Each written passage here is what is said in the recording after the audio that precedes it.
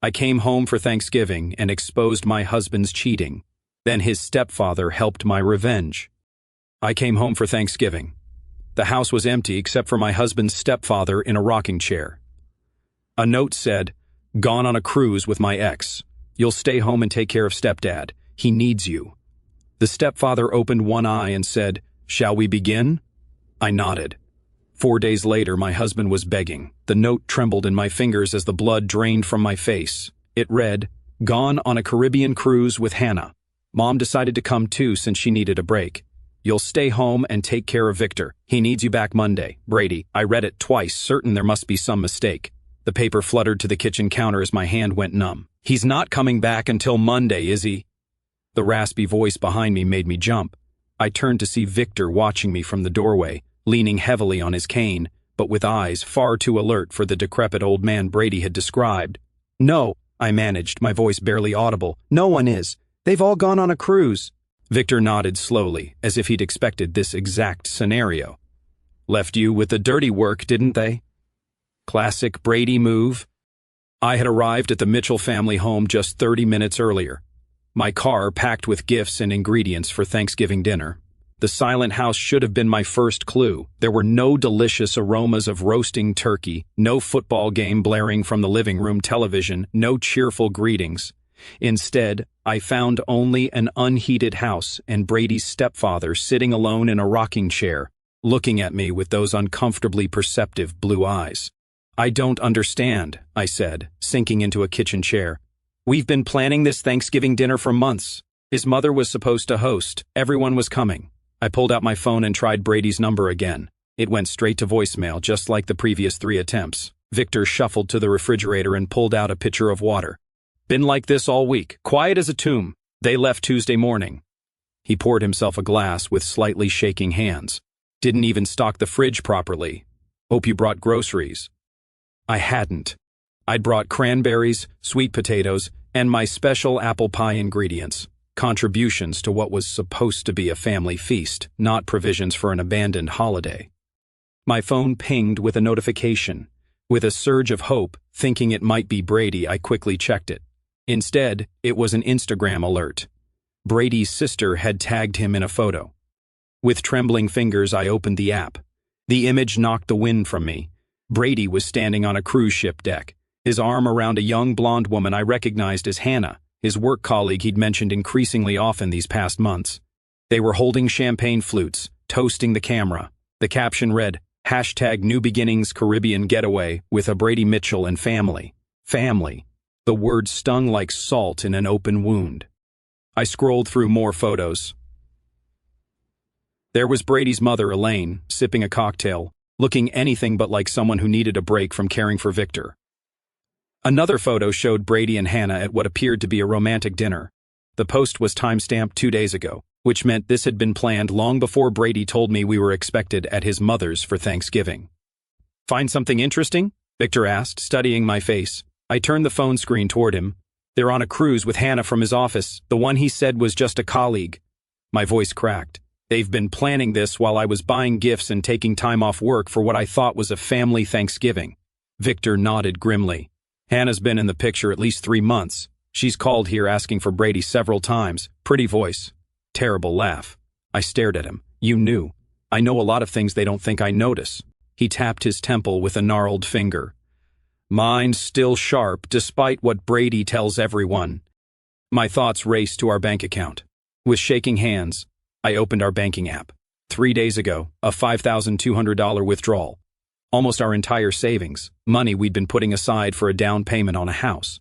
The house Brady had promised we'd start looking for after the holidays.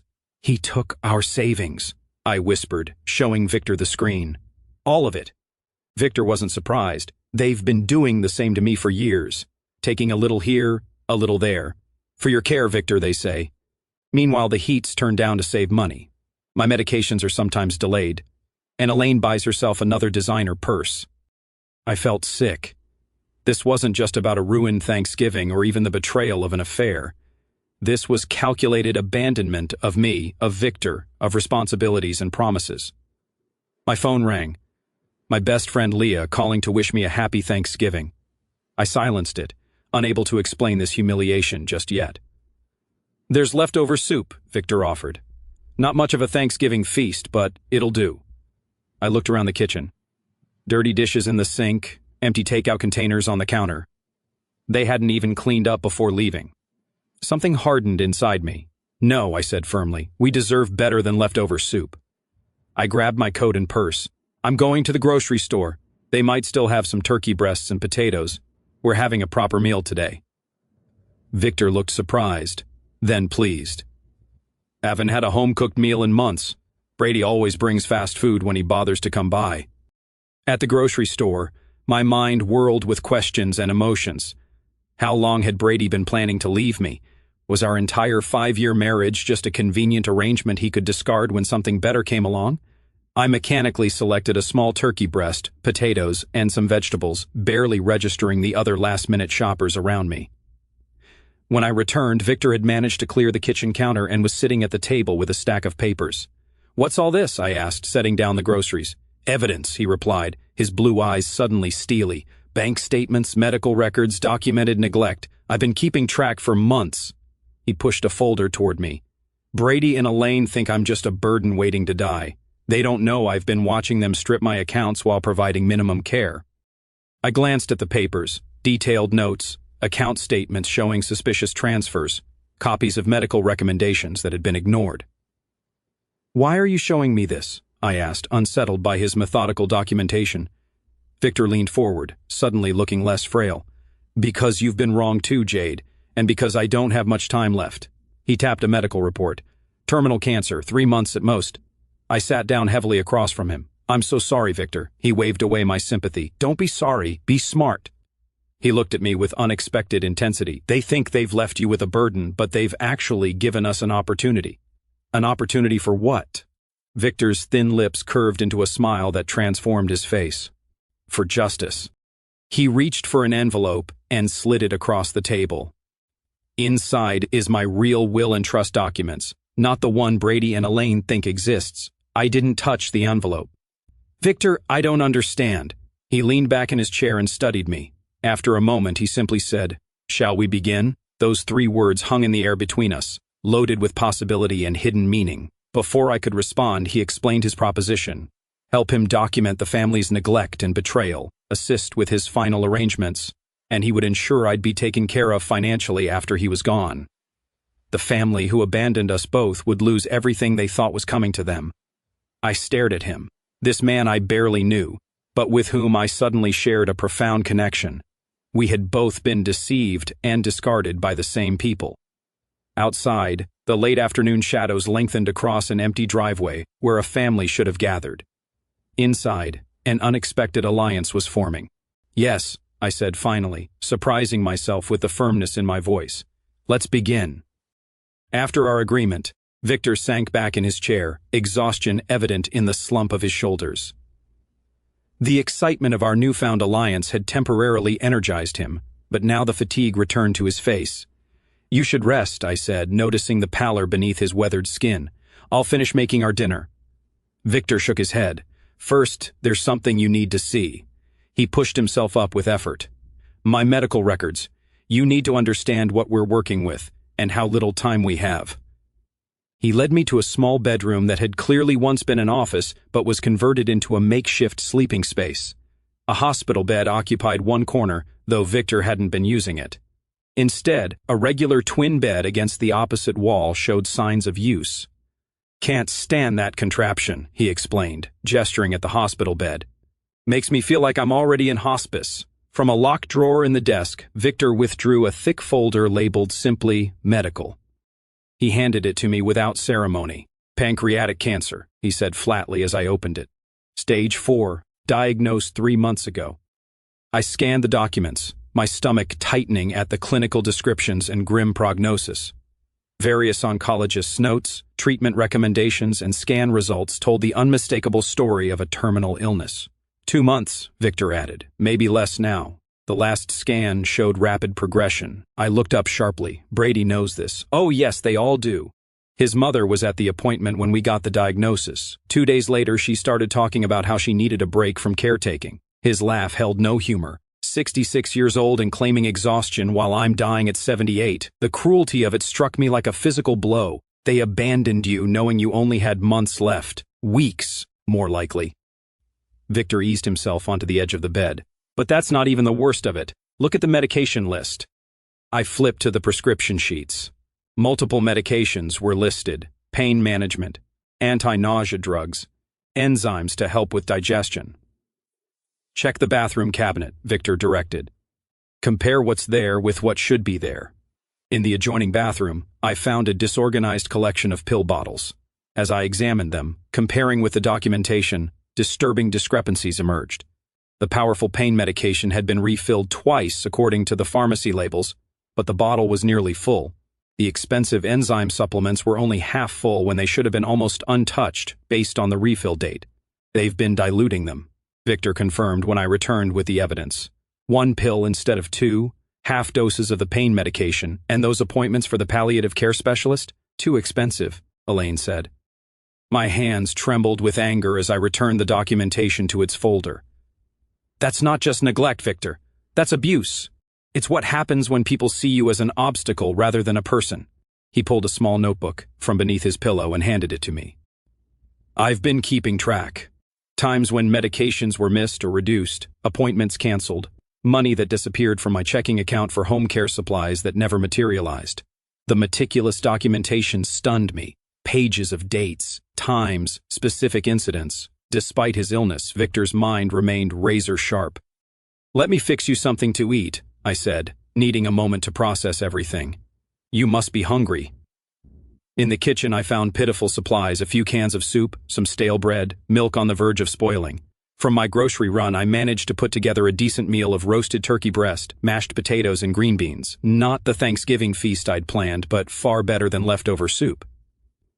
As we ate at the small kitchen table, Victor studied me. Tell me about your marriage, he said finally. When did you first notice Brady wasn't who you thought he was? The directness of the question caught me off guard. I poked at my food, considering how to answer. It was gradual, I admitted. When we first met, Brady was attentive, supportive of my graphic design work. I was building my client base, had my own small studio apartment, good friends. I paused, realizing how much had changed. After we married, he suggested I work from home to save on studio rent. Made sense financially, but then my equipment kept having issues. Computer problems, software glitches. Victor nodded knowingly. Isolation tactic. Exactly. Then came suggestions about which clients weren't worth my time, concerns about me being out late with friends. He'd check my phone, claiming he was just looking for a number. The patterns were so clear in hindsight. When my father died last year and left me $30,000, Brady insisted we put it in our joint account for our future. That money was supposed to be for our house down payment. The money he just spent on a cruise with another woman, Victor added quietly. I set down my fork, appetite gone. 6 years of my life. And now I find out he's been planning to leave me while spending our savings on his coworker. People like Brady and Elaine see relationships as transactions, Victor said. I learned that too late with her. I was already successful when we met, widowed with a comfortable portfolio from my banking career. She was charming, beautiful, and Brady was just a teenager who seemed to need a father figure. He sighed heavily. After we married, things changed. Expenses increased, justified as living the life we deserve. When I tried to maintain some financial boundaries, I became the villain, stingy, controlling, not really committed to the family. That sounds familiar, I murmured. After dinner, Victor led me to his study, a small room Brady's mother had converted to a meditation space, but that still held Victor's desk. Help me with the painting, he requested, pointing to a mediocre landscape on the wall. Behind it was not a safe as I expected, but a loose panel in the wall. Victor removed it and pulled out a weatherproof document case. My real assets, he explained, spreading the contents across the desk. Investments Elaine knew nothing about. Property in Vermont. Accounts in the Cayman Islands from his banking days. I stared at the documents in shock. The amounts were substantial.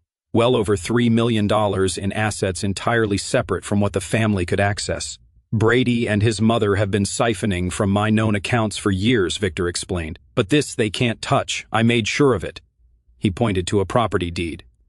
This house, it's not in my name or Elaine's. It's owned by one of my holding companies. They think they're inheriting it. They're not. Does Brady know any of this? I asked, stunned by the extent of Victor's hidden wealth. Not a cent. Even my attorney doesn't know the full picture.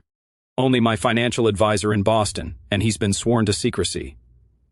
Victor's eyes held a fierce determination I hadn't seen before. I always knew Brady's true character. He's just like his mother, charming to your face while reaching for your wallet. I just never thought he would do the same to his wife. The next morning brought another development. A discreet visit from Patricia Winters, Victor's attorney, a stern woman in her 60s with impeccable silver hair and penetrating green eyes. She arrived carrying a briefcase full of legal documents. "So, you're the abandoned daughter-in-law," she said, assessing me with a frank gaze. "Victor called me last night, said you were an unexpected ally." Over coffee, Patricia laid out what Victor had been working on legally, documenting the neglect, changing his will, and creating financial structures that would be ironclad against challenges. "We need to finalize several documents," Patricia explained. "Transfers that need witnessing, medical powers of attorney, final amendments to the will." I offered to help organize the evidence Victor had collected. My graphic design background made me good with digital organization and documentation. "Perfect," Patricia nodded approvingly. "We'll need everything properly cataloged for when they inevitably contest the will." That evening, after Patricia left with the signed documents, Victor and I sat in the living room with a photo album he'd pulled from a bookshelf.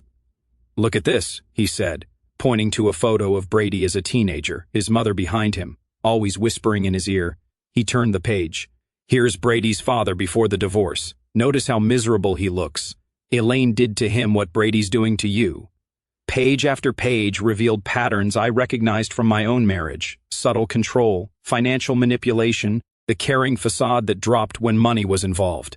"It's like seeing my own life from the outside," I whispered. Victor nodded, understanding in his tired eyes. "That's why we need to stop them now, before they do this to someone else." In that moment, our alliance solidified into something deeper than convenience or mutual benefit. We were two people who had been betrayed by the same family, now united in seeking justice. "We're not just getting revenge," Victor said, closing the album gently.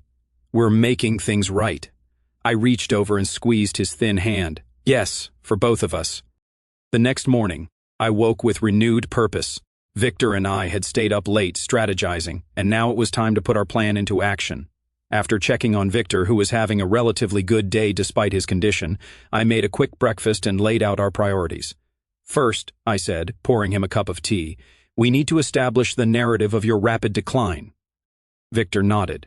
Patricia mentioned her brother owns a medical supply company. He might be willing to help discreetly. One phone call later, and Patricia's brother James was on board. By noon, he arrived in an unmarked van with everything we needed: an oxygen tank, non-functioning but visually convincing, monitors with detachable leads, and even a collection of empty medication vials with realistic-looking labels.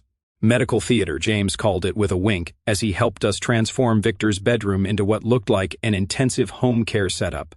Used to stage medical dramas sometimes. Never thought I'd be using my props for real-life drama. With Victor's direction, I arranged the equipment for maximum visual impact: the oxygen tank prominently displayed, a monitor positioned by the bed, various monitoring devices arranged on the bedside table. I made the bed with hospital-grade sheets Patricia had also provided, completing the illusion of serious medical intervention. "Now for the photographic evidence," I said, taking out my phone. Victor settled into bed, coaching me on how to make him appear worse than he was. "Shadows," he instructed. "Lighting from above will deepen the hollows of my face." He removed his glasses, making his eyes appear sunken, and mussed his thin hair. With minimal theatrical makeup skills from my college days, I accentuated the pallor already present in his complexion. The transformation was startling. In the photos, Victor looked like he was actively dying, far worse than his actual condition, though that was serious enough. "Now you," Victor directed. "You need to look exhausted, overwhelmed." I removed my makeup, tousled my hair, and put on an oversized sweater that made me appear smaller, more vulnerable. Victor took several photos of me seemingly asleep in the uncomfortable chair beside his bed, others of me preparing medications with a worried expression. "Perfect," he said, reviewing the images. "Who's our target for these?" "Brady's sister, Melissa," I replied.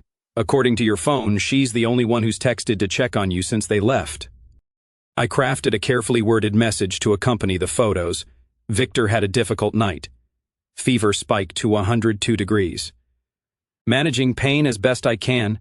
We'll keep you updated. Direct, clinical, but with an undertone of concern that would trigger either guilt or at least interest. Melissa replied within minutes. Oh no, poor Uncle Victor. Keep me posted. Hook set, Victor murmured when I showed him the response. Next came my most difficult performance yet. I called Brady's phone knowing he wouldn't answer, but that his voicemail would record my message.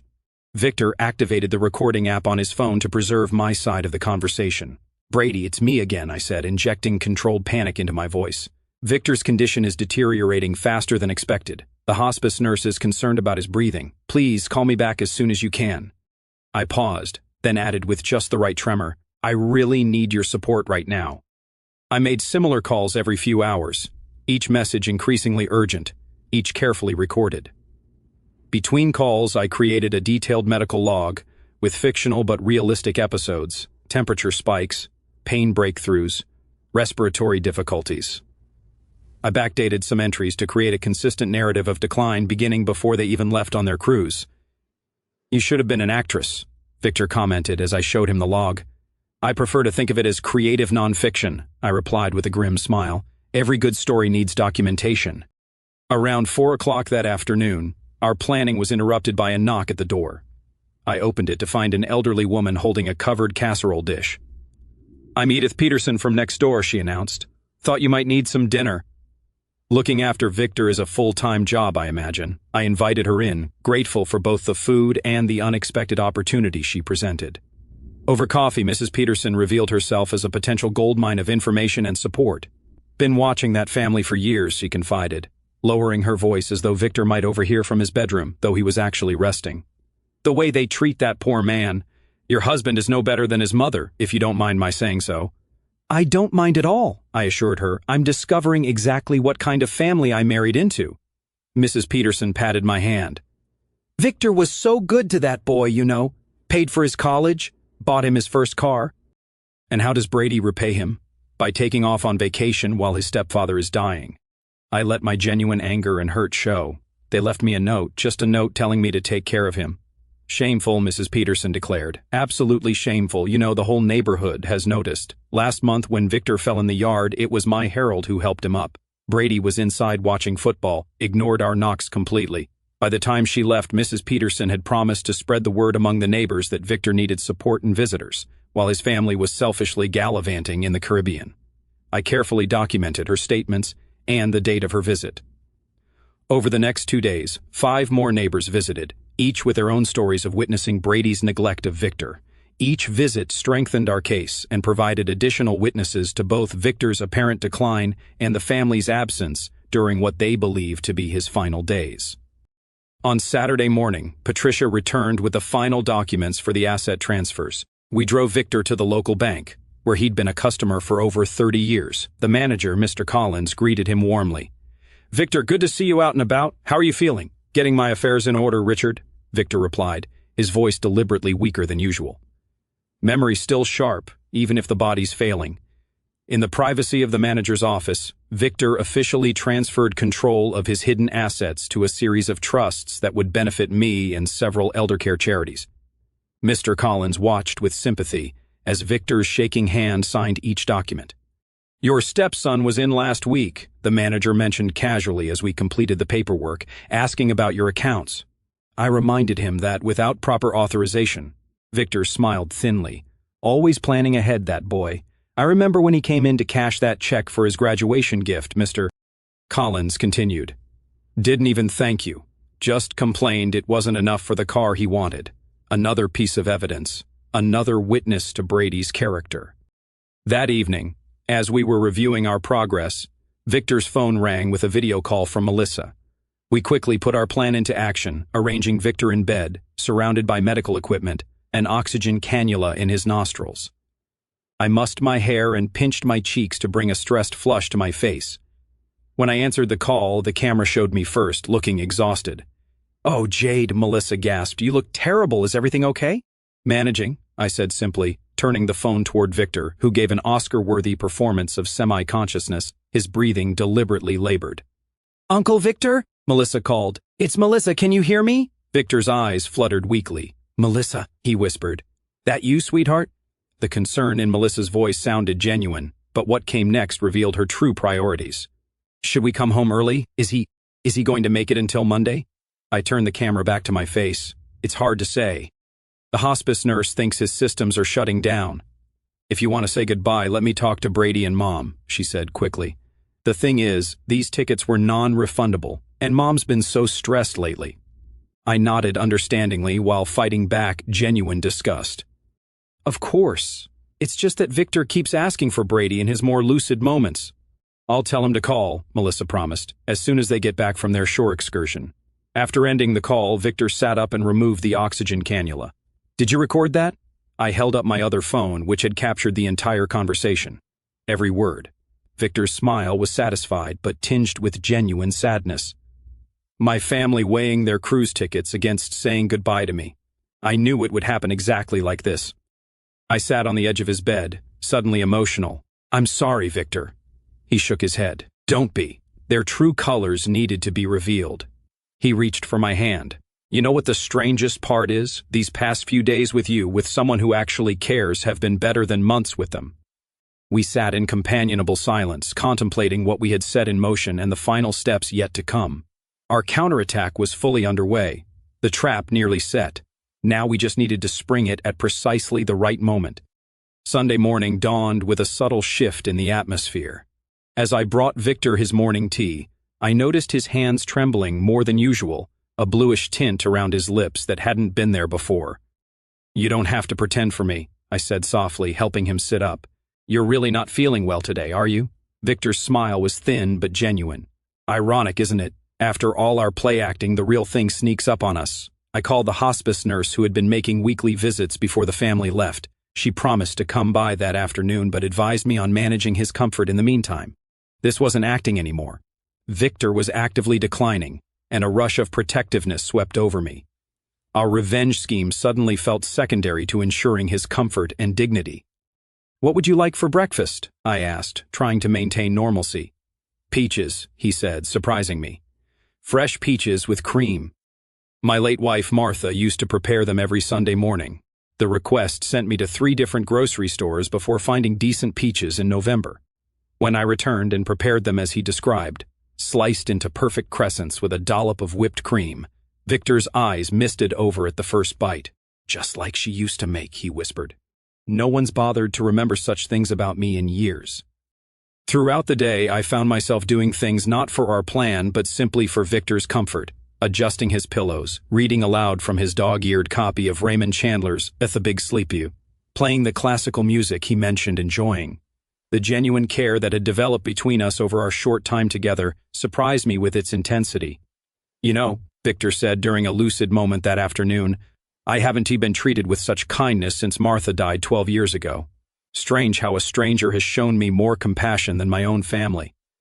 The hospice nurse, Diane, arrived around 3 o'clock after examining Victor. She took me aside in the hallway. His organs are shutting down, she said gently. It's happening faster than we anticipated. I'd say he has hours, maybe a day at most. Though I'd known this was coming, the news hit me harder than expected. Should I call the family? I asked, suddenly uncertain about our elaborate plan. Diane shook her head. At this point, it should be about his comfort, not theirs. If they've chosen not to be here, she left the rest unsaid. After she left, I sat beside Victor, who had overheard everything despite our hushed voices. Don't call them, he said firmly. They made their choice. But we do need to finalize some matters. He reached for my hand. Call Patricia. Tell her it's time for the final steps. Patricia arrived within the hour, bringing a notary named Thomas with her. Victor was remarkably alert as they entered, as if summoning his remaining strength for this last important task. Are you sure you're up to this? Patricia asked, concerned by his appearance. More certain than ever, Victor replied. Death has a way of clarifying priorities. They finalized the last paperwork, documents that officially transferred control of his assets to me as trustee, with specifications for charitable donations to elder abuse prevention organizations. The new will explicitly mention Brady's abandonment as the reason for his disinheritance. Now for the letter, Victor said after signing the last document. Patricia set up her tablet to record as Victor dictated a message to be read to the family after his death. What emerged wasn't the angry condemnation I might have expected, but something far more powerful, an expression of profound disappointment and the deep pain of being treated as a burden rather than a father. To my family, he began, his voice gaining strength with each word. By the time you read this, I will be gone. Not that my presence or absence seemed to matter much to you in recent years. He detailed specific instances of neglect without accusation, simply stating facts. Holidays spent alone while they vacationed, medical appointments canceled for convenience, overheard comments about waiting for the old man to die. I don't write this from anger, he continued, but from a place of clarity that comes when one faces the end. The greatest pain in life is not illness or even death, but the realization that those you love saw you only as an obligation, a task to be managed, an inconvenience to be tolerated. By the time he finished, even Thomas, the notary, a professional who must have witnessed countless wills and final messages, was discreetly wiping his eyes.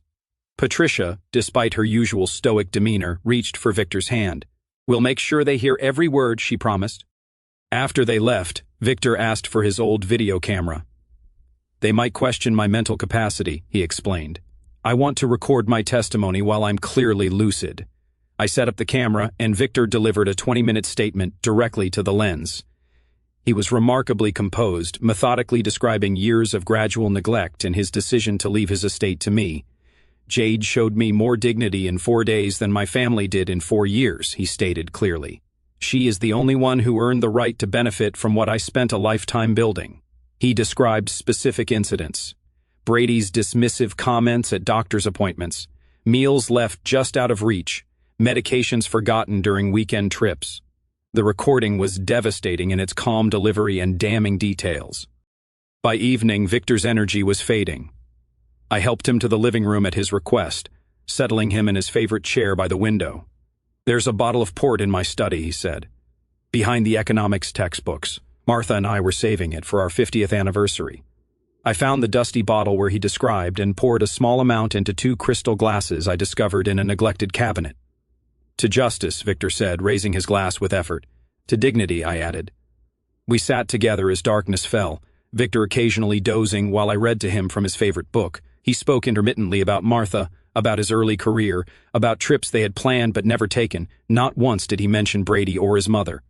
Around midnight, I noticed his breathing had changed. I set my book aside and simply held his hand. There was no drama, no last-minute revelations or deathbed confessions. Victor simply slipped away, his hand growing cool in mine as his breathing gradually stopped. For a long moment, I sat motionless, tears streaming down my face. The man I'd known for only 4 days had somehow become important to me beyond our mutual desire for justice. In caring for him, I'd found a strength and clarity I didn't know I possessed. At dawn, I called Diane, the hospice nurse, who arrived promptly to confirm what I already knew. She seemed surprised by how peaceful Victor appeared.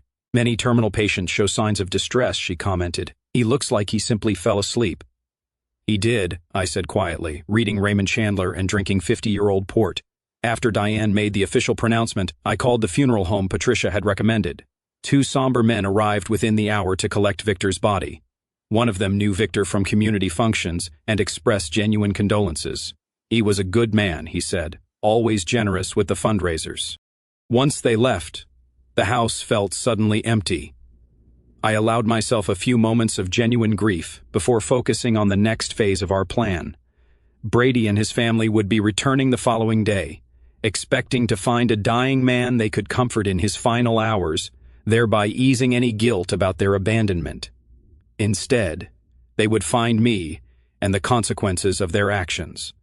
I placed Victor's letter in a cream-colored envelope and propped it against the family photo on the mantelpiece. A photo I now noticed showed Brady and his mother smiling broadly, while Victor stood slightly apart. In the dining room, I arranged the extensive documentation of neglect in clearly labeled folders. Canceled medical appointments, financial exploitation, recorded evidence of neglect. Victor's video testimony was queued up on the television, ready to play at the press of a button. Finally, I went to the master bedroom and packed my few belongings. Beside my suitcase, I placed printouts of the cruise photos Brady and his family had posted throughout the week, creating a stark visual timeline that contrasted their poolside cocktails with Victor's documented decline. Everything was arranged for maximum impact when they returned, a carefully orchestrated revelation that would ensure they faced the full weight of their choices. Standing in the center of the silent house, I felt a profound sense of purpose. This wasn't just about revenge anymore. It was about justice for a man who deserved far better than he'd received from those who should have cared for him most. "It's done, Victor," I said softly to the empty room. "They'll understand exactly what they've lost." I spent Monday morning in a strange calm, waiting for the inevitable. Around noon, I heard the sound of car doors slamming, followed by laughter and chatter as Brady and his family returned from their cruise. Taking a deep breath, I smoothed down the simple black dress I'd purchased the day before and positioned myself in the living room near Victor's empty rocking chair. The front door burst open. Brady entered first, his mother, Elaine, right behind him, followed by Melissa and Hannah, the colleague who was clearly more than that. They were all sunburned and smiling, arms laden with duty-free shopping bags and tacky souvenirs. "Honey, we're home!" Brady called out, his voice cheerful until he saw me standing there, my expression solemn. His smile faltered. "What's with the funeral getup?" Elaine pushed past him, dropping her designer handbag on the console table. "Where's Dad? Is he napping?" Her tone was casual, as if inquiring about a pet rather than her dying husband. "Victor passed away Saturday night," I said quietly. The shopping bags in Brady's hands dropped to the floor. Hannah, uncertain what to do, took a step back toward the door. "What do you mean, passed away?" Elaine demanded, as if I'd made a mistake in vocabulary. "He died peacefully in his sleep around midnight," I continued, maintaining my composure. "The funeral service was yesterday afternoon. Many of your neighbors attended, along with Victor's friends from his banking days. Quite a lovely turnout, actually." Brady's face cycled through shock, disbelief, and then, most tellingly, calculation. "You held the funeral without us? Without his family?" "His family was invited," I replied. "I left multiple messages about his declining condition. You chose not to respond." Melissa stepped forward, her face pale beneath her tan. "I told you about that call, Brady," she said. "I said Uncle Victor looked really bad." Brady waved her off impatiently. This is unbelievable. We need to sit down." "Yes," I agreed. "We do." I gestured to the living room where Victor's letter waited on the coffee table. They filed in silently, nobody wanting to sit in Victor's rocking chair, which stood empty like an accusation. "There are some things you need to know," I said, picking up the cream-colored envelope. "Victor left this letter to be read to you upon your return. Did he change his will?" Elaine interjected bluntly. "Is that what this is about?" I met her eyes directly. "Perhaps you should hear his words first." I unfolded the letter and began reading Victor's message. His disappointment flowed through my voice. The holidays spent alone, the doctor's appointments canceled for convenience, the overheard comments about waiting for the old man to die. As I read, I watched their reactions. Elaine's face hardened defensively. Brady fidgeted, avoiding eye contact with anyone. Melissa looked increasingly uncomfortable. "The greatest pain in life," I read, "is not illness or even death, but the realization that those you loved saw you only as an obligation, a task to be managed, an inconvenience to be tolerated." When I finished, a heavy silence filled the room. Hannah, clearly wishing to be anywhere else, stared at her feet. Finally, Brady cleared his throat. "Look, Dad was confused at the end. His medication?" "Victor was perfectly lucid," I interrupted. "In fact, he made a video statement you might want to see." "This is ridiculous," Elaine declared. "Some end-of-life ramblings from a sick old man don't change the legal realities. Brady is his next of kin." "Actually," I said, standing up, "there's more you should see." I led them to the dining room where I'd arranged the evidence files. Brady's eyes widened as he took in the meticulous documentation laid out in chronological order. "What is all this?" he demanded. "Evidence," I replied simply, "of financial exploitation, medical neglect, and abandonment." I opened the first folder, revealing bank statements with highlighted transfers. Victor kept detailed records of every dollar taken from his accounts for supposed care expenses that were never provided. Elaine snatched up one of the statements. "He gave us that money. We were caring for him." by leaving him alone for Thanksgiving with inadequate medication, no food in the refrigerator, and the heat turned down to 62 degrees? I asked, opening another folder containing the timeline of their departure preparations. There are statements from 6 different neighbors who witnessed his neglect, and then there's this. I pressed play on the tablet, and Victor's video testimony began. His calm, articulate description of years of mistreatment silenced even Elaine's protests. Brady's face grew increasingly pale as Victor described specific incidents, medications diluted, appointments canceled, disparaging comments made when they thought he couldn't hear. "This is all a setup," Brady finally sputtered, jabbing a finger toward me. "She manipulated a dying man." The doorbell rang before I could respond. Perfect timing. Patricia stood on the doorstep, Notary Thomas beside her. "Am I interrupting?" she asked with professional coolness. "Not at all," I replied. "The family has just returned and was reviewing Victor's final message." "Excellent. Then I can proceed with the official notification." Patricia placed her briefcase on the dining table and removed several documents.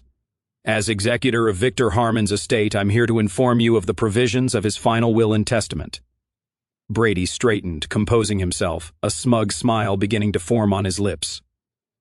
"Fine, let's get to the point." Patricia adjusted her glasses. "The will is quite straightforward. Victor Harmon has left the entirety of his estate to Jade Mitchell, with provisions for substantial donations to several elder abuse prevention organizations." The stunned silence that followed was broken by Elaine's shrill voice. "That's impossible. We're his family. The will explicitly cites abandonment and neglect as reasons for disinheritance," Patricia continued calmly. "It has been properly witnessed, notarized, and filed with the court." Mr. Harmon was examined by 2 separate physicians who certified his mental competence at the time of signing. Brady's smugness evaporated.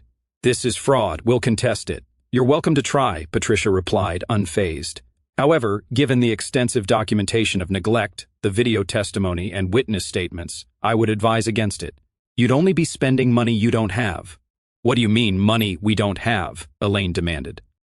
Patricia exchanged a glance with me before continuing. "The properties you currently occupy, including your primary residence, belong to the Harmon Family Trust, which is now under Jade's control as trustee. Furthermore, the investment accounts you've been drawing from have been frozen pending audit for potential financial abuse." Brady's face drained of all color. That's not possible. The house is mine. Dad promised. Victor promised nothing," I interjected. "You assumed. There's a difference." The implications were sinking in. Brady had spent their savings on the cruise, counting on his inheritance to cover their mounting debts. The house they lived in wasn't his to sell or borrow against. "What about our college funds?" Melissa asked in a small voice.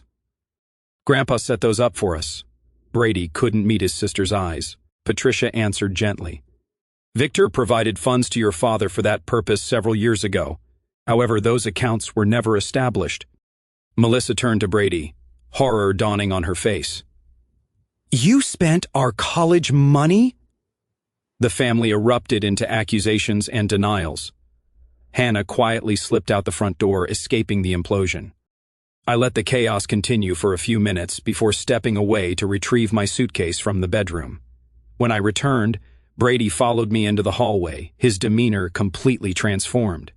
"Jade, please," he begged, his voice breaking. "We can work this out. I made a mistake with Hannah. It didn't mean anything. We can start over. I'll change, I promise."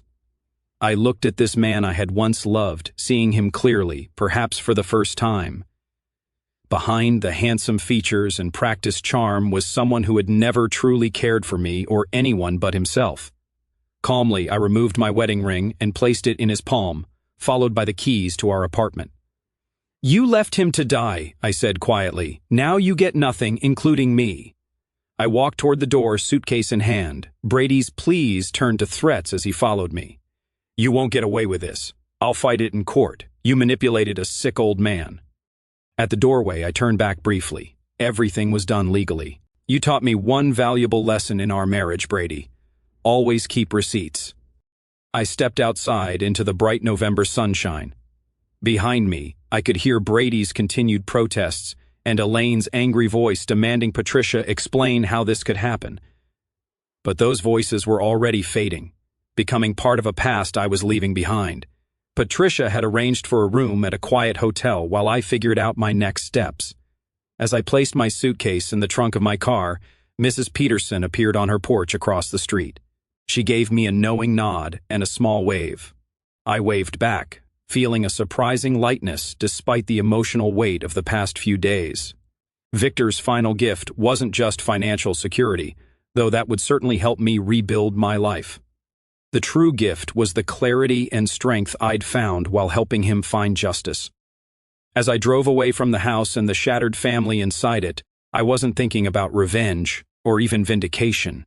I was thinking about second chances, about honoring Victor's memory by living well, and about the unexpected bond that had formed between two people who'd been discarded by those who should have cared for them most. Victor had found peace. Now it was my turn to do the same. Our response to your question? Thank you for sharing this deeply moving story. The scene that touched my heart most deeply was when Victor requested fresh peaches with cream, a simple dish tied to his memories of his late wife, Martha. The way his eyes misted over at the first bite, saying, "just like she used to make," captured such a tender, bittersweet moment of dignity and remembrance. It highlighted the profound loneliness he'd endured and the genuine connection that formed between him and Jade in such a short time. What a powerful reminder of how small acts of care can carry immense meaning. I'd love to hear your thoughts on the story and which moments resonated with you.